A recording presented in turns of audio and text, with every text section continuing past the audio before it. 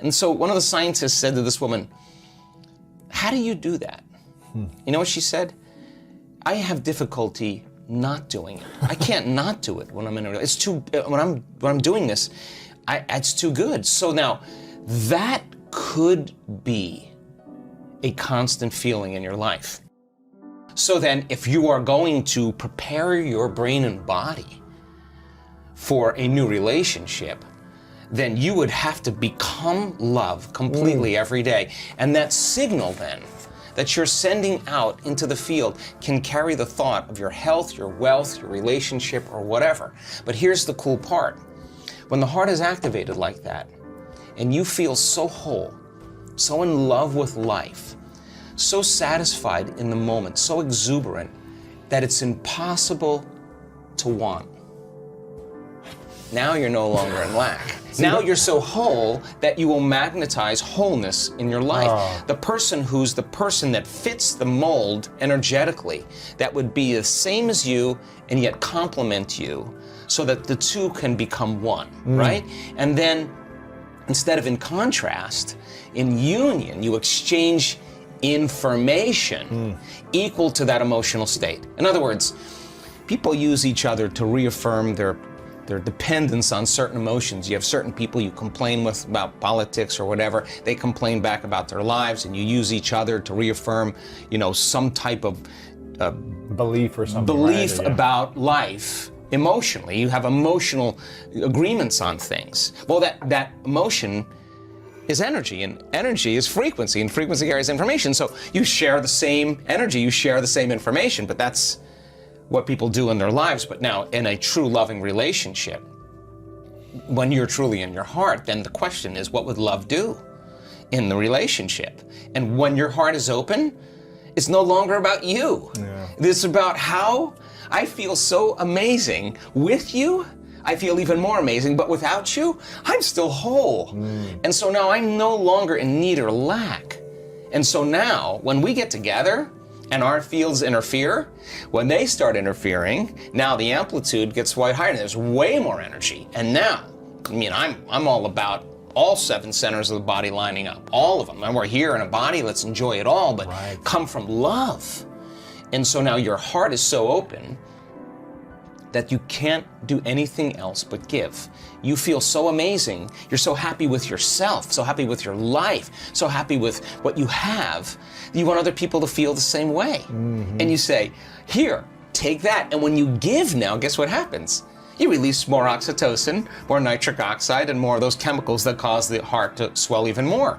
Then all of a sudden, your immune system gets stronger, and all of a sudden your body starts feeling better, you start having more energy, and now the constructive interference between two people that are coming together in wholeness and no longer dependence or lack or separation or need is a different game. So now imagine having this feeling. And when oxytocin is released, what most people don't know is that it seeps into the amygdala. And there's certain survival emotions in the amygdala: fear and anxiety, aggression and anger, pain and suffering. And it literally shuts the lights out in those circuits in the amygdala. And there's only one thing left: love and joy, right? So now this person is suppressing the survival centers, resetting the baseline of the past, how they perceive the past. And now the research on oxytocin shows that when you have just a slight level of increase, and our research shows our students are way outside of normal, that it's impossible to hold a grudge. You know why? Because the feeling feels so good. Why would you judge another person, or why would you react to some condition and lose that feeling? You figure it out really fast.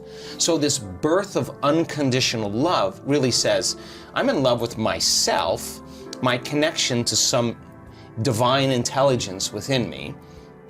And because I'm so in love with life and with myself, I'm looking at life through the lens of love, which means I'm going to allow you to be whoever you want around me. I don't really, I'm no longer... Not a reaction. I'm not a reaction because I've overcome my fear, I've overcome my anger, and now I'm ready for love. people who are in love with themselves will find love in others. People who are happy with themselves will find something that they can connect with. They won't see all the flaws. They'll see some part of them that they want to enjoy. I mean, so if you're in a relationship and you've scrubbed the cupboard, and you've taken out all those skeletons and you've looked at them and you said, I don't want to bring this into my relationship. I don't want my insecurity to be there. I don't want my fear to be there. I don't want my judgment to be there. I don't want my emotions from other relationships to be there. So let me finish this. In other words, if you want love in your life, in your future, then you better take care of your frustration, because you can't bring that there.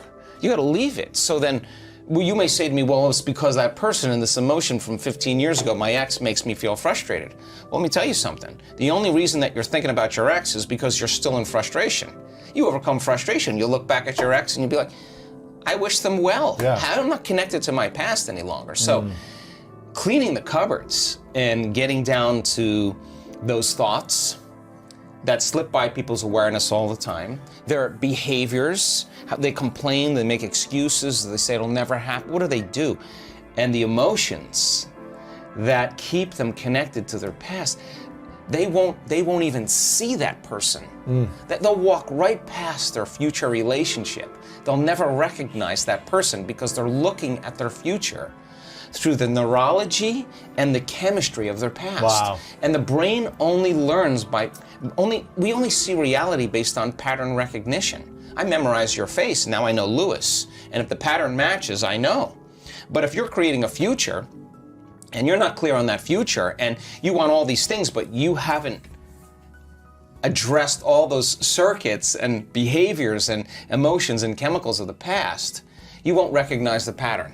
You'll walk right past the relationship. You'll never see it. So I think that there's the preparation for the relationship, the overcoming, and overcoming and overcoming and overcoming and overcoming and becoming. All of a sudden now says, I am worthy. And the universe only gives us what we think we're worthy of receiving. So when you're worthy to receive, it's not going to be on Match.com when you're looking at body parts and whatever else. This is going to be like ka-ching. An energy connection. Wow. Yeah. Like that came out of nowhere, because when you're in survival and you're in separation and you're in lack and you're forcing and controlling and trying to predict outcomes, you're matter trying to change matter. And of course, it's going to take time for this to happen because you're creating a three-dimensional reality, and everything in three-dimensional reality takes time. But when you're creating from the heart, with a coherent brain and a coherent heart, and you got that 5G Wi-Fi signal, it's not like you go anywhere now. The experiences are coming to, you're drawing the event to you. So we spend a lot of time bonding with our future emotionally. I have colleagues of mine who look at our data on oxytocin, and they're like, listen, oxytocin levels go up during, in a relationship, the honeymoon stage of a relationship, and monogamy is created because of those chemicals, or a female mammal is bonding with her offspring. That's exactly right. I want our people, our students, to bond and fall in love with their future just like they do with somebody else. And when you're bonded to your future, no person, no circumstance, no thing is going to remove you from it. So then, if you fall from grace during the day, then the next question is, what person, what circumstance caused me to disconnect from my love in the future? And let me rehearse in my mind, if I have that same circumstance, how I'm going to overcome it. And now you're worthy of love. It's no longer the person or the event. It's just you're doing what it takes to stay in the emotion of your future. Your body is aligned emotionally to that future. So great doing it with a meditation. That's easy. But now the real game is open your eyes. Open your eyes. It's happening. Open your eyes and be in the initiation of life and stay in that place and just know that your future is going to happen. So being able to activate the heart and breathe in there and get the body out of survival and start working with it like it feels safe enough to create. Once energy makes it here, you're going to get some really good ideas. Yeah. You're going to see things you never thought of seeing. You're going to feel things you never thought you'd feel. And the images that you're creating, what are they doing? The thoughts that you're creating, they're making more of those chemicals. And now you're feeling more of the feeling of your future before it happens. You're giving your body a sampling, a taste of the future before it's happened.